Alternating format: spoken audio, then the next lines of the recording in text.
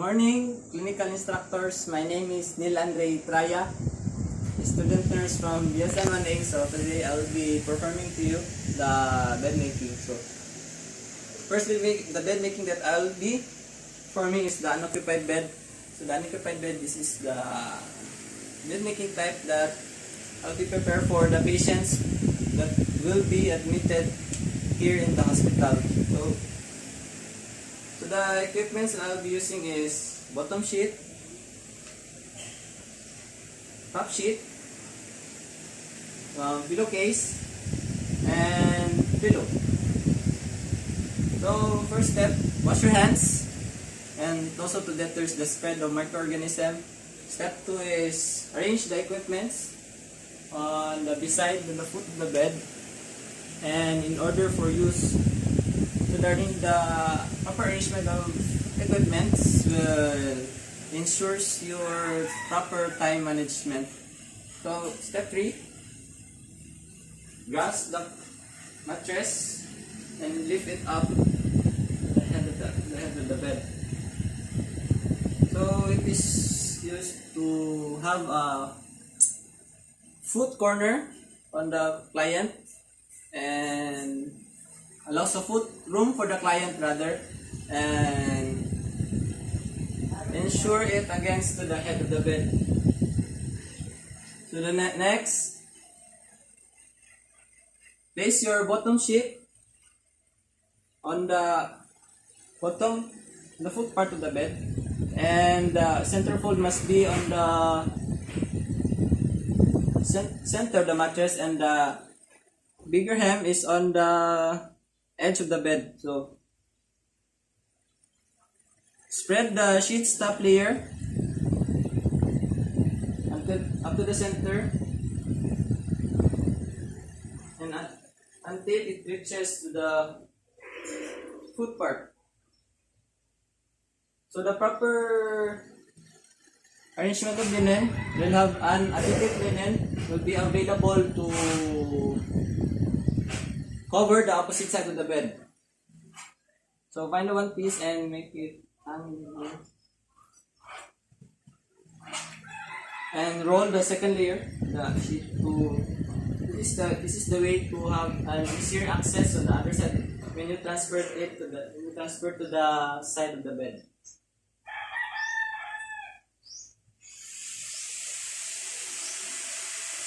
Next is lift the mattress and tuck the excess in the foot in the head of the bed. So by lifting your mattress, it will prevent the linen will be caught up on the skin of the bed. So next is marking the corner by this following. Hold the edges of the sheet by forming a double triangle. So take the upper part of the bed and tuck in the hanging part.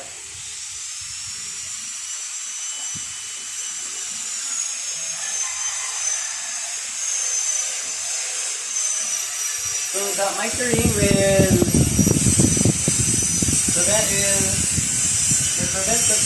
the bed when the bed is occupied. So when the linen will be caught up and the bed is occupied. So next is, by supporting your mitered corner, tuck the side of the sheet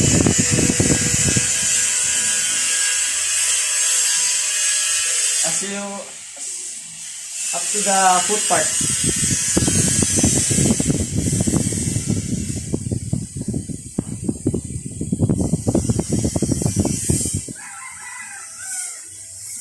Next is place the top sheet on the head of the bed and make sure that the center fold is on the center of the mattress and the bigger hem is on the edges of the sheet. So fold the top sheets layer and spread it out to the center and until it reaches to the foot part. So follow the same procedure as you do on the bottom part.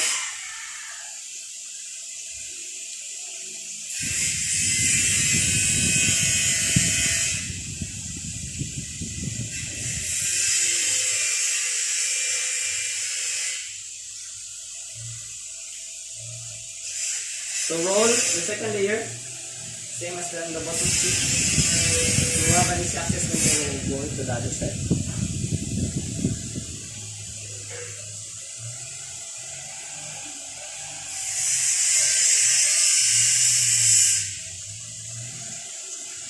So, make to the corner, tuck in the excess on the foot part.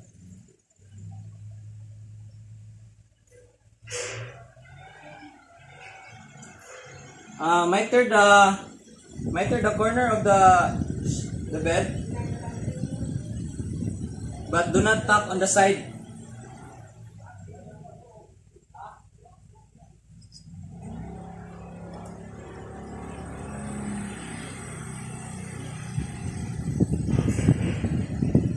So the untucking of linens will have an easier for the patients to sleep in on the bed. Easier for patients to sleep in. So then make a fold upper 18 inches below the foot part to make a cuff. So by making a cuff, it will help the patients it will be convenient to the patients to cover in or to pull it out. Next is grasp the pillow. So next is transfer to the opposite side of the bed and do the same procedure that you do on the other side when securing the bed linen.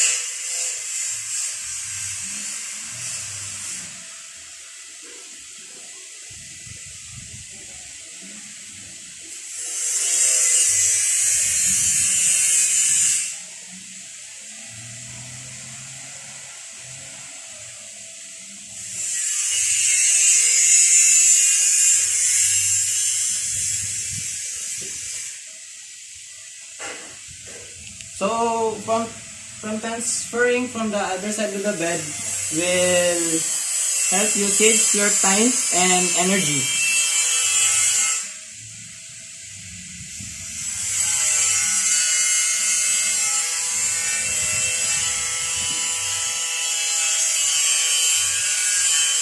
So next,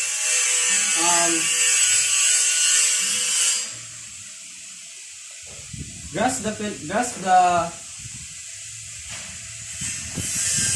pillow, grasp the middle of the pillowcase, as it is the middle,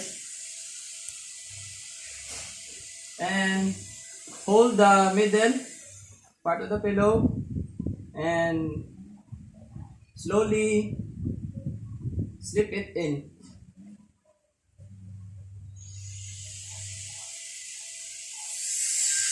So make sure that the pillow is inverted to grasp it in. Grasp the pillow and make sure to have a firm hold to the pillow. So this method, it makes it easier for the pillowcase to slip in to the pillow. So the properly fitting of the pillow will constrict the fluffing and expansion for the pillow.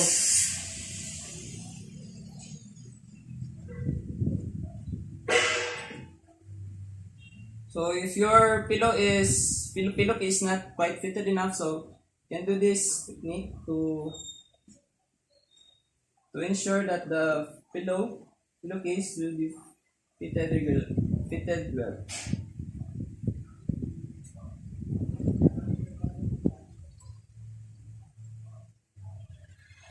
Then place the pillow on the head part of the bed.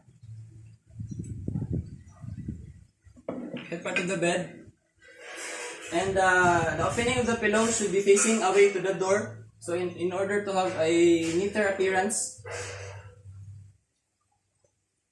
So place a calling bell to the bed according to the hospital policy. So the putting of calling bed within the client's reach will assess the calls and assistance necessarily. So next, arrange the furniture, and then lastly, wash your hands. This is the open bed. So for the closed bed, draw out the top sheet and draw out the top sheet over to the pillow. So this is the proper of putting linen will ensure that the patient will be convenient to put it in. So today I will be performing now the obstetrical bed. So the obstetrical bed is to use for the patients who have given birth already or for some who have experience of having anesthesia. So the step is follow the steps 1 to 10 of the open bed. Step 2 is the unfold the top sheets up to the foot part.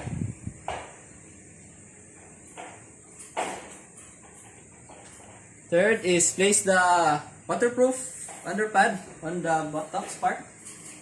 So if you don't have underpads, you may use some alternative like clean sheets in order to put on the buttocks part of the patient. So it is to prevent the frequent changing of the linens. So next is place the pillow on the head part against the headboard. Epidural anesthesia, then place the next pillow on the knee part of the bed. So this is because the pillow in here this is to protect your head against the headboard. And also for this pillow it is help to relax your abdominal muscle. And third is check your call bell and place it to the bed. And according to the hospital policy, so the call bell will within the client's reach will assess the calls or assistance necessarily. Arrange your furniture, and lastly, wash your hands. I will be performing now the post-operative bed. So this is for the patients who have undergone surgery already, done their surgery. So the equipment is the hospital gown, bed protector, kidney basin with tissue, bath towel, catheter, and waterproof underpad. So the first step is follow the procedures 1 to 7 on the open bed. Next is place the bed protector under the head of the bed.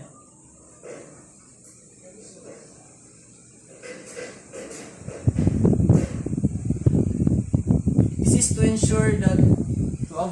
ensure to avoid the linens will be soiled.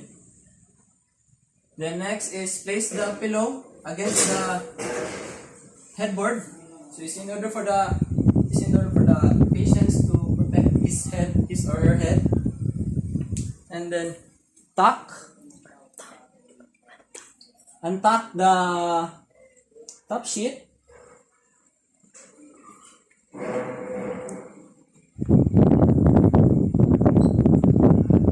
And fan fold it to the foot part.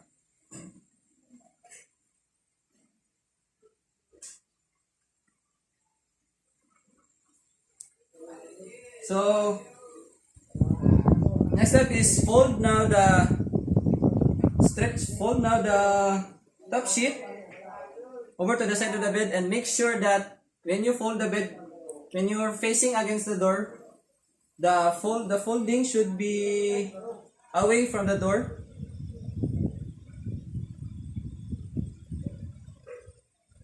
So that this is for the easier access for the patients when they transfer now from the stretcher to the bed.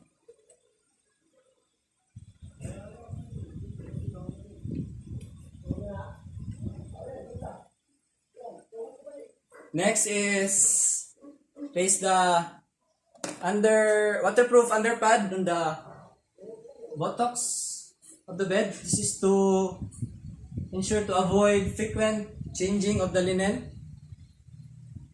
And next is hang the hospital gown on the headboard for easier accessibility.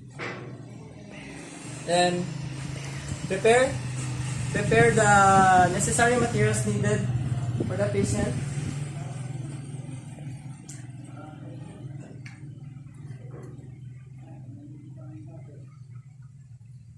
So when the patient is coming from the post anesthesia care unit, assist the patient from the stretcher and going to the bed, and attach the necessary equipments to the patient.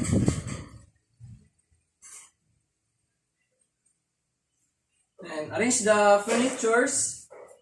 And lastly, wash your hands. Okay, for the last step that I will be performing for the bed making is the bed stripping. So this is for the patients that they are already discharged from the hospital. So first is arrange the two chairs that facing their back at each other. This is to serve as replacement of your placement of your laundry bags rather, and for the other pillow. Next is the working gloves. So this is to ensure that you are to prevent for you to contaminate for the microorganisms.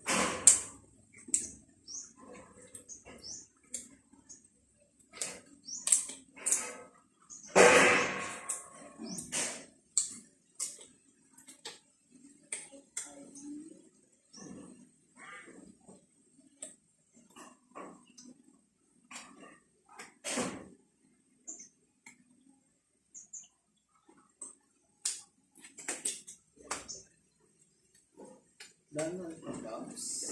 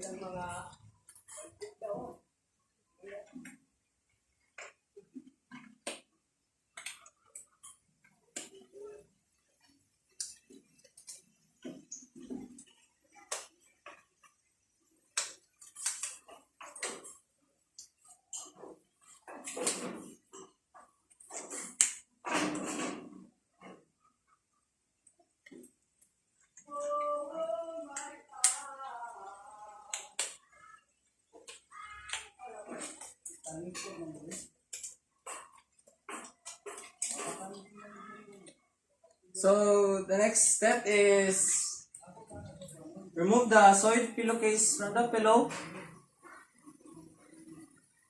by making a cuff. Make sure that the pillow will not touch in your uniform.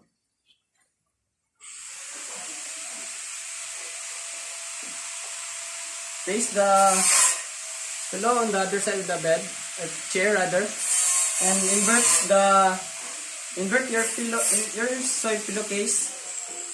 That the contaminated area here is on the inside of the inside, while the cleaner one is on the outer. So make a cuff so for to secure the soil pillowcase in the chair. And then remove each sides of the linen.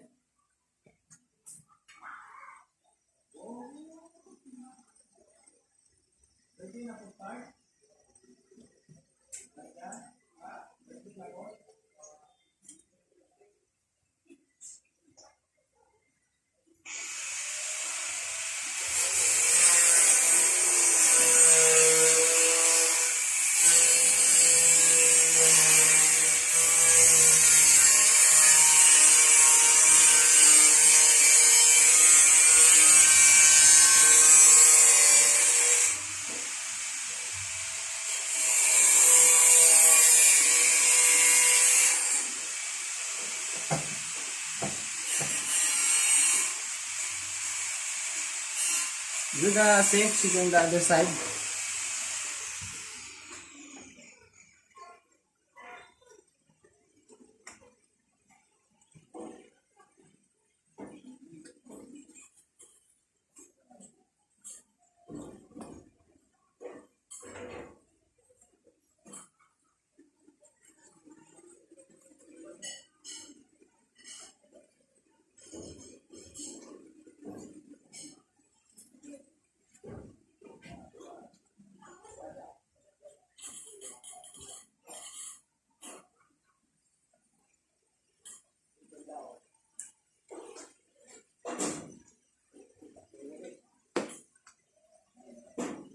Next is roll the linens one by one.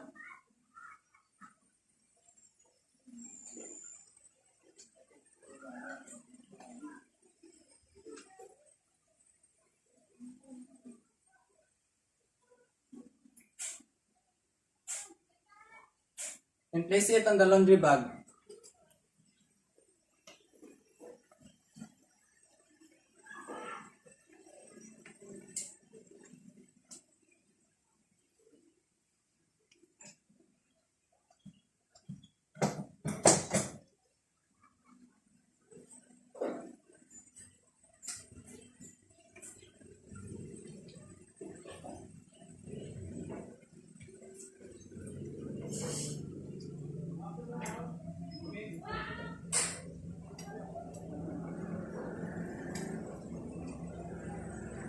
Then next, the airing of your mattress must be inverted like this. So in order for the air will be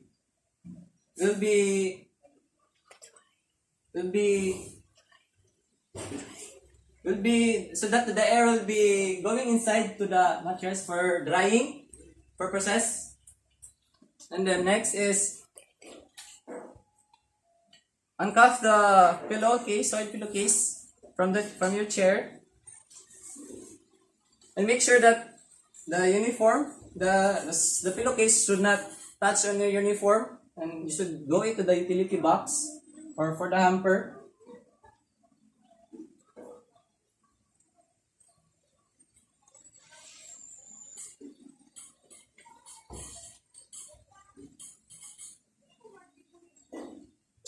After, remove your gloves.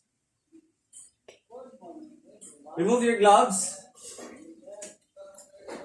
Taking from gloves to gloves.